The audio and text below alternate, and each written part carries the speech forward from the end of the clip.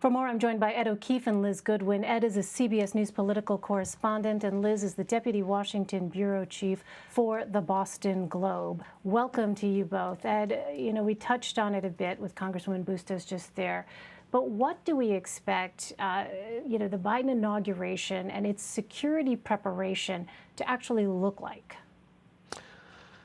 I mean, increasingly, Elaine, it sounds like he's going to be inaugurated, if it's still held on the outside of the Capitol, under the most secure conditions anyone ever has been, at least in modern times here in Washington.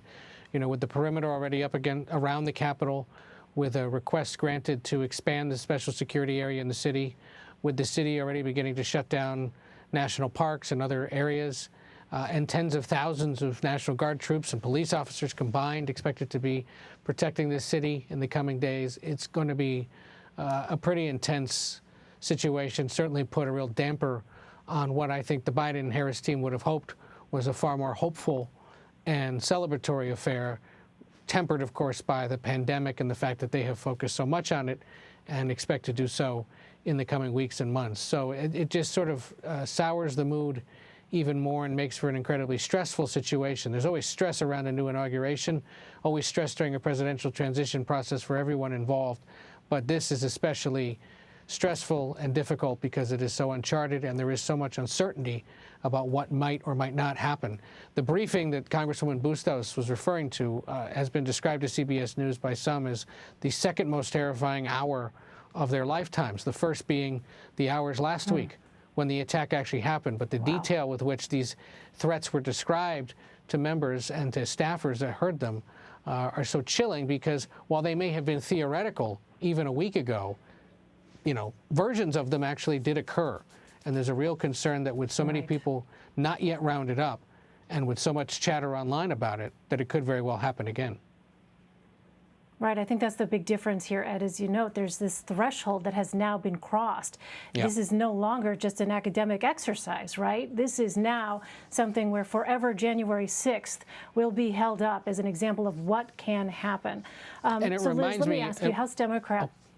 No, go ahead, Ed. Go ahead. No, just quickly, this summer marks 20 years since 9/11. And I think this is going to remind a lot of people who've been around Washington long enough as the echo of that. The months, the weeks, the months, and the years that went on afterward, where everyone around this city and across the country was concerned about the potential for threats. The unsettling thing is that those threats are now domestic and not necessarily foreign.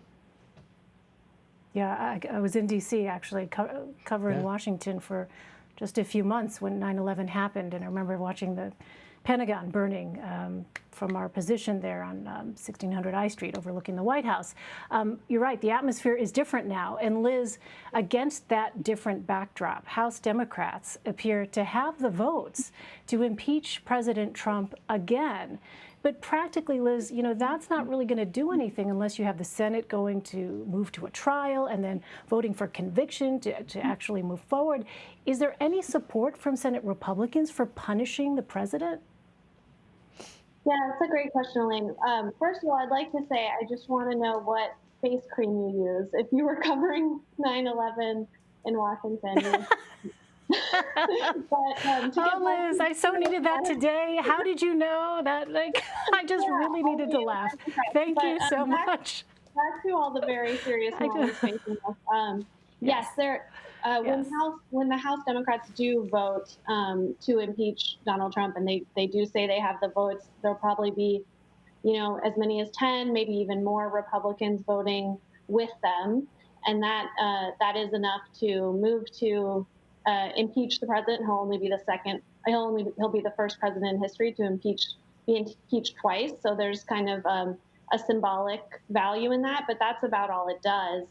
And starting tomorrow, President Trump only has 7 days left in his term. So realistically, even if the Senate wanted to convict him, there's not enough time really for that to happen before he would leave office anyway.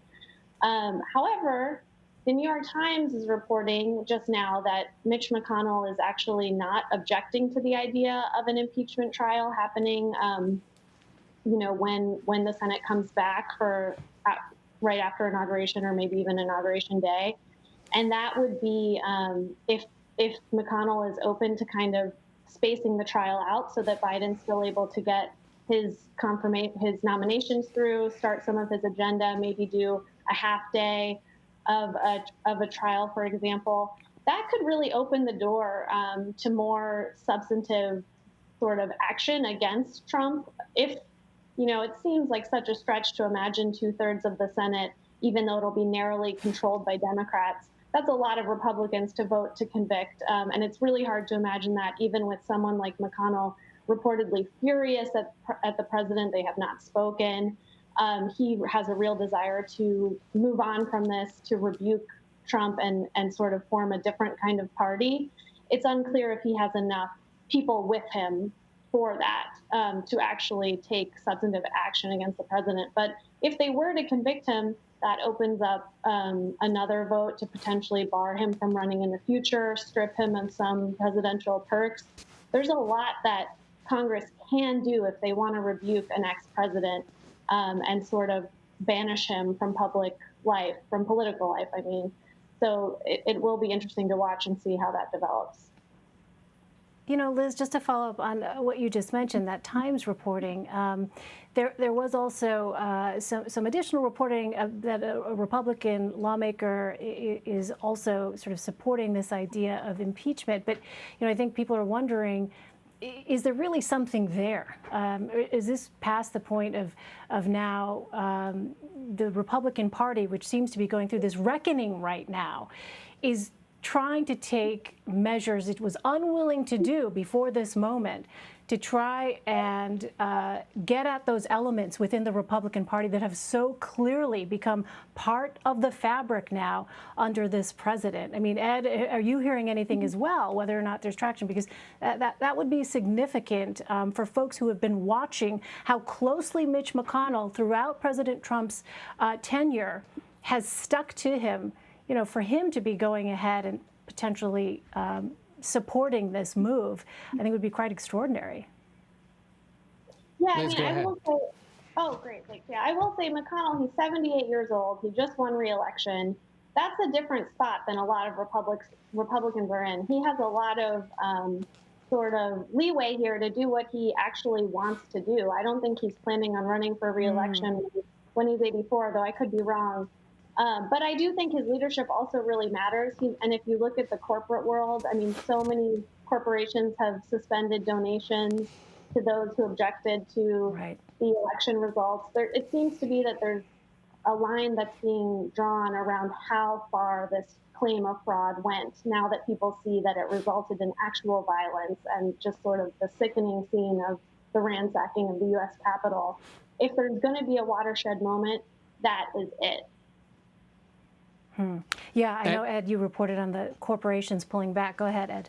No, yeah, and that is a real concern, especially for more senior congressional Republicans who rely on that money because they're able to raise it and then help distribute it to rank and file members.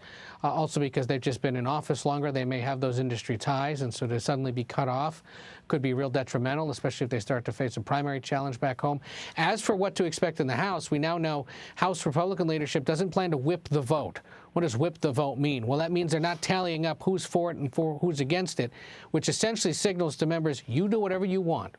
And they very rarely do that anymore on either side of the aisle with big votes. But that signals Republicans understand that in several individual cases, maybe as much as 24 or more in the House, there are Republicans who are going to vote to impeach the president, understanding the politics of their home district, but also how profoundly upset they are about what happened and the belief that there need to be consequences. If it gets north of 24, we're on to something incredible in terms of a real, formal, on-the-record split in the Republican Party between those willing to stand up to the president and those who are with him. All right, so much to watch. Ed O'Keefe and Liz Goodwin, really great to have you both. Thank you so much.